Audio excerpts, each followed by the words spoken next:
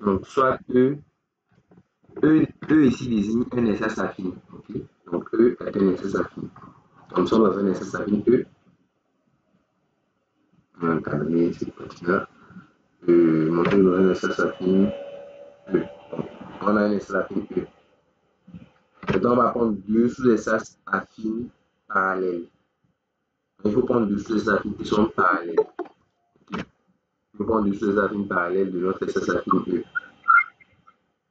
Essayer de voir ce qui se passe par rapport à ces deux sous-espaces affines parallèles. Donc, ici, je disais qu'on a un espace affine E. Et on prend deux sous-espaces affines parallèles de E. On va les appeler F1 2. Donc, soit F1 2, okay, soit F1 F2. Deux sous-espaces affines, deux sous-espaces affines parallèles de E. Deux sous-espaces affines qui sont parallèles de E. De l'espace affine E, quoi. Donc, j'ai essayé de montrer que quand on prend deux sous-espaces affines parallèles, ils sont disjoints ou égaux. Donc, disjoints, c'est-à-dire qu'on est soit dans le cas où ils sont disjoints, c'est-à-dire on a ça, soit les deux sont disjoints, donc soit la ligne ne se touche pas, okay, soit ils sont disjoints comme ça. Donc, quand ils sont parallèles, donc quand deux sous-espaces affines sont parallèles, soit ils sont disjoints, comme ceci, ou soit ils sont égaux. Voilà, ils sont disjoints ou ils sont égaux. Donc, égaux, c'est pas forcément des droits tellement je suis un C'est un parallèle, quoi. Oui, c'est ça. Ouais, soit, voilà, soit ils sont voilà, strictement parallèles, donc ils sont disjoints, ou soit ils sont égaux. F1 tel 2 est vide, ou bien F1 égale à 2. En gros, ce que l'on se demande de montrer, c'est que si F1 est parallèle à F2, alors F1 inter F2 est vide, ou bien quoi? C'est ça, ou bien F1 et F2 sont conjoints. Je pense que c'est ce que vous appelez strictement parallèle. Soit ils sont strictement parallèles, ici, ou soit ils sont confondus. Okay? Donc c'est ça qu'on demande de démontrer. C'est ça qu'on demande de prouver. Et donc on va en faire la preuve. Je vais en faire la preuve. On va montrer que si F1 est parallèle de alors, ouais. Donc ici, moi je suppose que F1 et F2 sont parallèles. Okay? Soit F1 et F2, je la finis parallèle de. Donc ici, on part du fait que F1 et F2 sont parallèles. Okay? Donc, on suppose évidemment que je l'ai déjà dit, non. C'est pas grave de répéter. On suppose que F1 est comment? Parallèle à F2. Ok. Donc, maintenant, je vais montrer F1 tel de F2 ou F1 égale à F2. Okay. Donc, si F1 tel de n'est pas vide, qu'est-ce qui va se passer? On va voir. Je vais montrer que si, je dis que si F1 tel de n'était pas vide, quels sont vrais? On va voir ça. Donc, si F1 tel de était différent du vide, il y aura un point entre les deux. Si jamais l'intersection était non vide, ça veut dire qu'il y a un point entre les deux. Okay. Alors, il existerait, voilà, il existerait quoi? Un X. Voilà, c'est ça. Un point qui est Un point qui appartient à F1 et F2. Voilà. Il est sur un point P qui appartient à F1 et F2 en même temps, donc F2.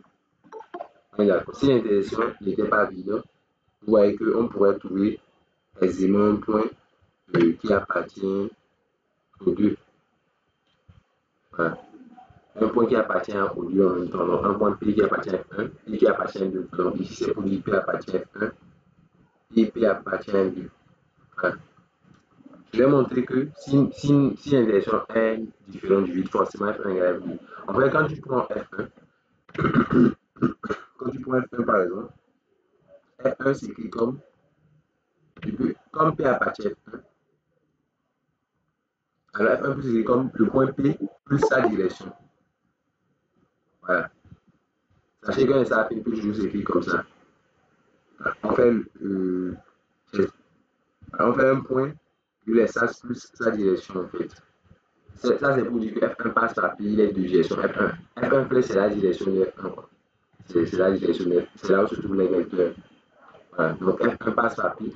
C'est parce que P appartient à un couple X. Car P appartient à un couple X. Le jeu F1 passe par P à plusieurs. C'est juste une notation. Okay. Maintenant, au même moment, c'est que comme F1 parallèle à F2, voilà, on a vu la notion de parallélisme. Voilà. F1 parallèle à F2, on sait que ça veut dire que la direction de l'un est incluse dans l'autre. Donc ça dépend en fait aussi du parallélisme qu'on a étudié. Il y a deux sortes de parallélisme. Il y a le parallélisme faible, il y a le parallélisme fort.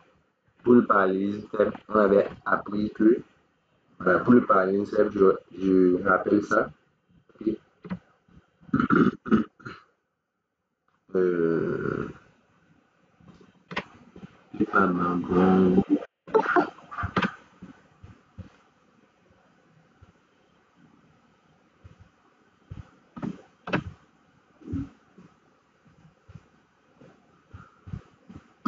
C'est quoi pour le parallélisme faible?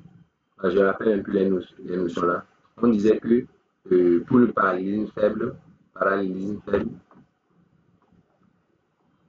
c'est l'exemple par exemple d'une droite et d'un plan. Les essais ne sont pas forcément la même dimension, ils ne sont pas forcément égaux. Donc, si on dit que F1 est faiblement parallèle à F2, par exemple, si on dit F1 est faiblement parallèle à F2, ça veut dire dans ce cas que, au sens du parallélisme faible, ça veut dire que F1 est inclus dans F2. Pourquoi? Ou que F2 est inclus dans F1. Bien. Ça, c'est au sens du parallélisme faible. Au sens du parallélisme fort, on a vu. Voilà, parallélisme fort, oui. Donc, au niveau du parallélisme fort, on a vu quoi? On a vu que F1 est parallèle à F2, ça veut dire que, en fait, ils ont la même direction, bien. Ils ont la même direction. Voilà. Donc, pour le parallélisme faible, la fois passée, j'avais donné, par exemple, l'exemple d'un plan, par exemple, qui serait parallèle à une droite, par exemple, qui serait parallèle à un plan. Ok? Voilà, ça, c'est un parallélisme faible. Pour le parallélisme faible, il faut forcément que ce soit deux droites ou bien deux plans. Genre, ça doit avoir les mêmes dimensions, quoi. Ça, c'est, voilà, soit deux droites, soit deux plans. En tout cas, il faut qu'il ait les mêmes dimensions. Il faut que ce soit les mêmes objets. Voilà, donc le parallélisme, c'est l'exemple voilà, d'une droite qui est parallèle à un plan. Voilà. Le parallélisme, c'est l'exemple de deux droites qui sont parallèles ou de deux plans qui sont parallèles, par exemple. Donc ici, en fait, de quel parallélisme il parle? Est-ce qu'il parle du parallélisme faible ou bien du parallélisme fort, selon vous? Moi, c'est le parallélisme fort. Je réponds c'est le parallélisme fort. Parce que pour le parallélisme faible, on peut avoir deux droites qui sont. Vous voyez clairement, vous voyez par exemple ce dessin-là, le dessin que je viens de faire un peu plus haut. Vous voyez que DP, vous voyez que le cas que j'ai pris là, c'est le cas DP ne se coupe pas, la droite et le plan ici ne se coupent pas, vous voyez dans ce dessin. DNTP est comment? Est différent. Le DNTP est vide, okay. Mais il n'est pas égal à P, non? Vous voyez?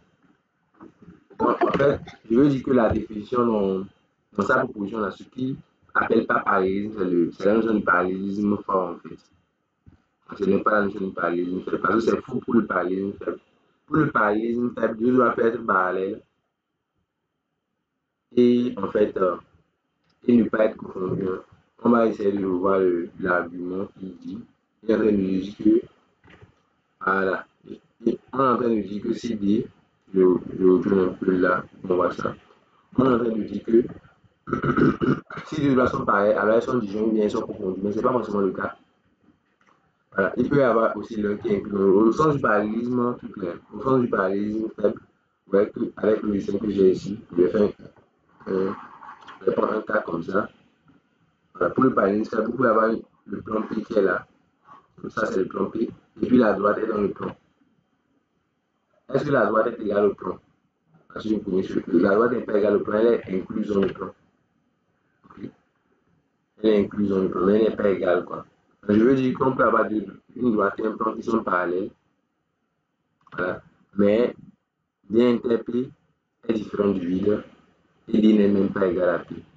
Donc, bref, pour simplifier, les exercices que nous avons fait, c'est dans le cadre du parallélisme. Ce qu'on va faire là, c'est dans le cadre du parallélisme fort. Donc, quand on met parallèle simplement, en tout cas, ici, dans le cas de cet exercice, c'est le parallélisme fort dont on parle. On fera la démonstration pour le parallélisme fort. Donc, quand ici, le parallélisme va utiliser ici, montrer que le jeu parallèle, parallèle au sens fort. Hein. Donc, parallèle, c'est au sens fort. Je vais le mettre ici. Au sens fort.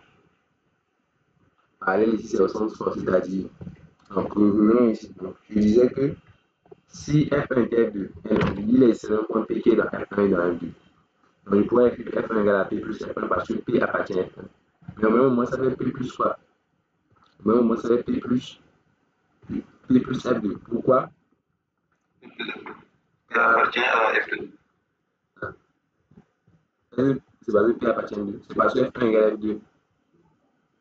Car F1 égale à F2. Puisque les lois sont parallèles au sens fort. Puisque F1 est parallèle à F2 au sens fort. Et vous voyez. F1 c'est P plus F2, mais F1, je n'ai fait que remplacer F1 par F2. Donc F1 égale à F2. Maintenant, P plus F2, c'est quoi?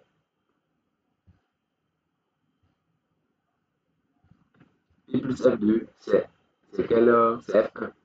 C'est F2. C'est F. C'est F2. On est d'accord, c'est F2. Car P appartient à quoi? À F2. Voilà. On voit que je viens de montrer que F1 égale à F2. Bien. Je viens de montrer que F1 égale à F2.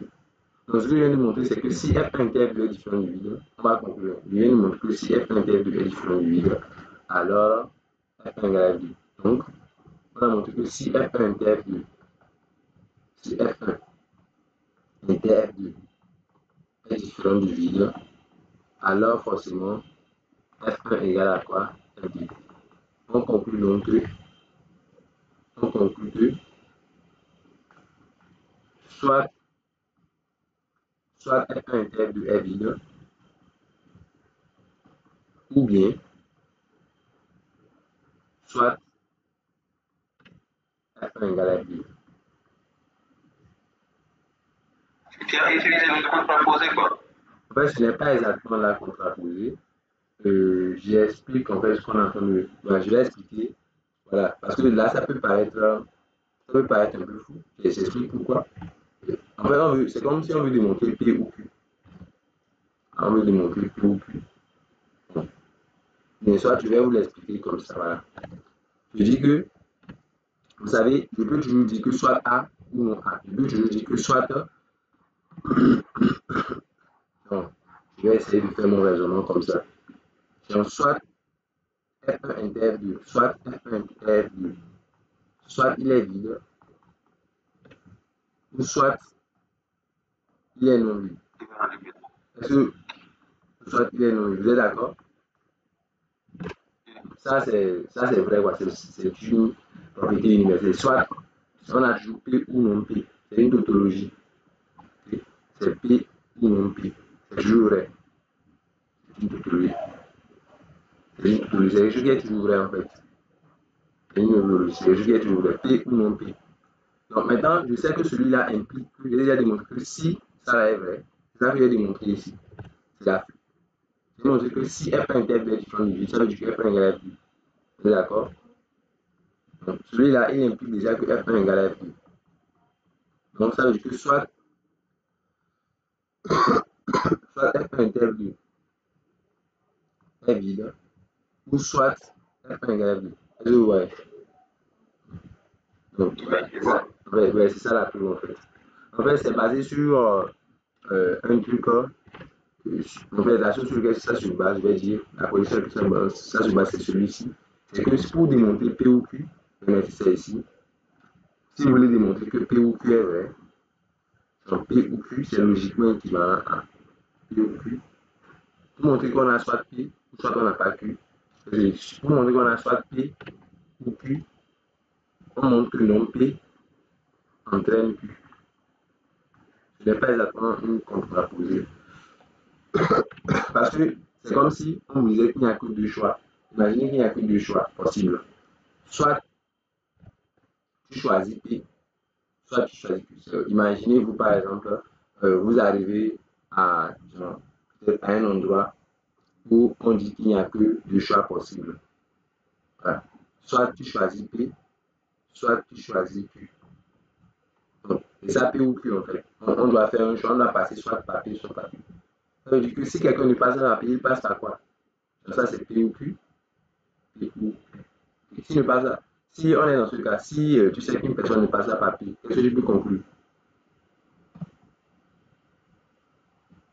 Si, voilà, là, on a le choix entre P et Q. Si on ne prend pas P, forcément on prend Q, n'est-ce pas?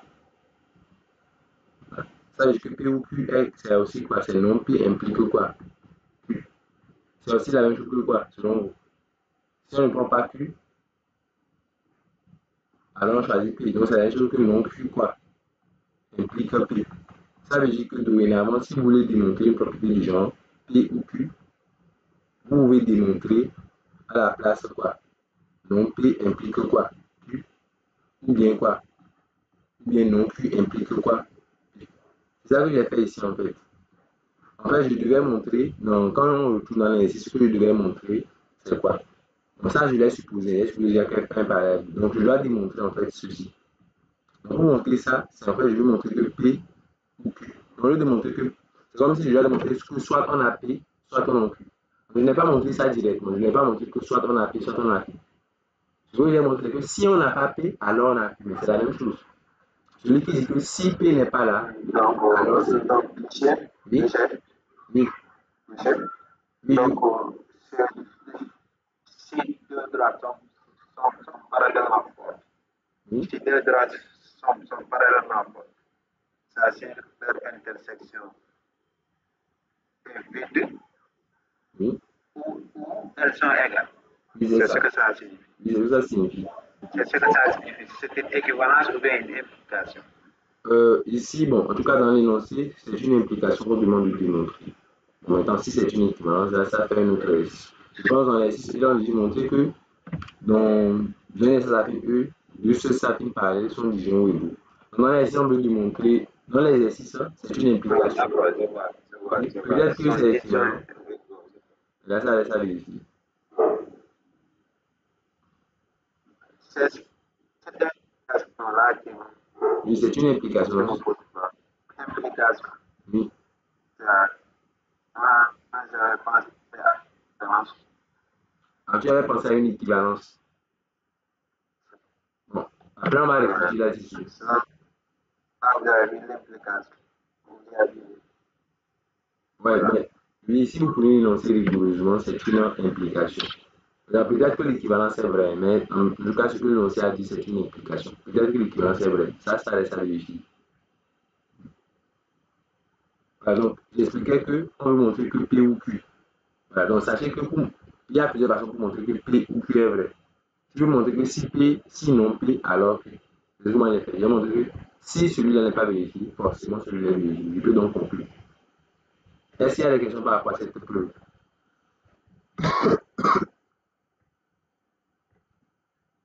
Il n'y a pas de questions.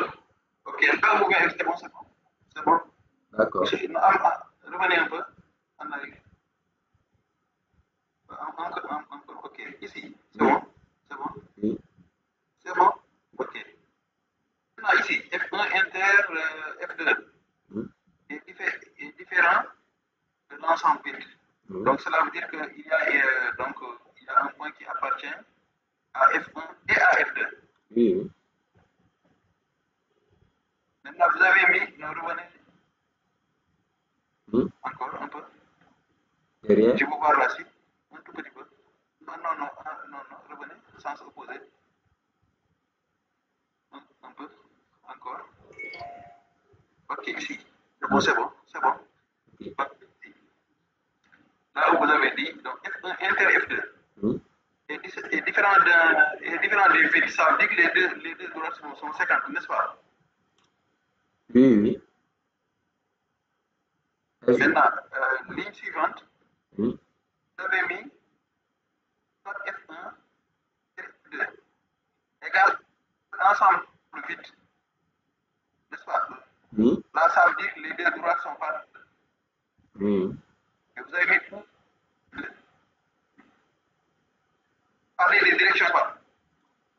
Oui, oui. F1 égale F2. Ça aussi, j'avais ta question. Ça aussi, je peux intervenir. Si je comprends bien ta question. Le prof, les deux droites sont parallèles ou sont disjointes. Maintenant, deux droites parallèles, ça veut dire n'ont aucun point en commun. Autrement dit, leur intersection est finie. C'est pour ça qu'il a mis F1 inter F2 égale l'ensemble des deux. Deux droites disjointes, ça veut dire que donc, ça veut dire que les deux droites sont les mêmes. Ils ont la même direction. Leur direction. Ils ont la même direction. Oui. Voilà, donc F1 égale oui. Maintenant, lui, qu'est-ce qu'il lui donne? Ça lui donne, comme il a dit, donc il appelle ça P. F1 inter 2 égale V, il appelle ça P. Oui, moi, mon problème, ce n'est pas là-bas mon problème. Je voulais une confirmation. Par exemple, F1, parce que inter F2 est égal ensemble vite. Là, ça veut dire que les deux droites nous ont commun. Oui, oui. Ils sont parallèles. Oui, oui. Maintenant, il a F1 égale F2. Il parle des divisions, n'est-ce pas? Le problème, c'est l'implication qu'il a mis envers. F1 inter F2. Vous l'avez là. Oui, c'est ça. Alors, F1 égale F2. C'est ça? Oui. Et ça là, c'est ce qu'on a prouvé. C'est ce que j'ai prouvé ici. C'est ce que j'ai prouvé ici. J'ai prouvé que, je reprends un peu la preuve, hein. Ce qu'on a fait, c'est quoi? On a dit que si, et je suis parti du fait que si F1 inter est différent du vide, il y aura un point en commun. Et à partir de là, je suis servi de ce point P pour dire que F1 égale à P plus F1. Mais comme les deux doigts sont parallèles, la direction F1, c'est la direction F2. Donc c'est aussi P plus F2. Mais comme P est aussi sur F2, alors P plus F2, c'est aussi F2. Ce qui fait que F1 égale F2. Donc ce que j'ai fait ici, c'est quoi? J'ai démontré que si, c'est ça que j'ai démontré que si on a ça, alors on a ça. C'est ce que je viens de démontrer. C'est ce que j'ai démontré. J'ai démontré que si F1 inter F2 est différent du vide, alors, c'est ce que j'ai démontré. Et c'est ce que je reprends ici. C'est ce que je reprends ici. De là vers là, c'est la même chose que j'ai repris. Est-ce que vous voyez? Ok, c'est bon. Ok.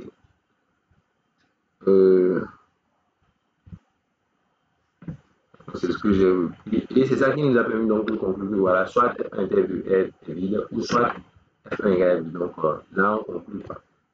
Okay. Donc voilà, donc c'est à peu près ça. Vous prenez la preuve pour essayer de vous en convaincre. Donc je pense que pour le sud-est, c'est bon.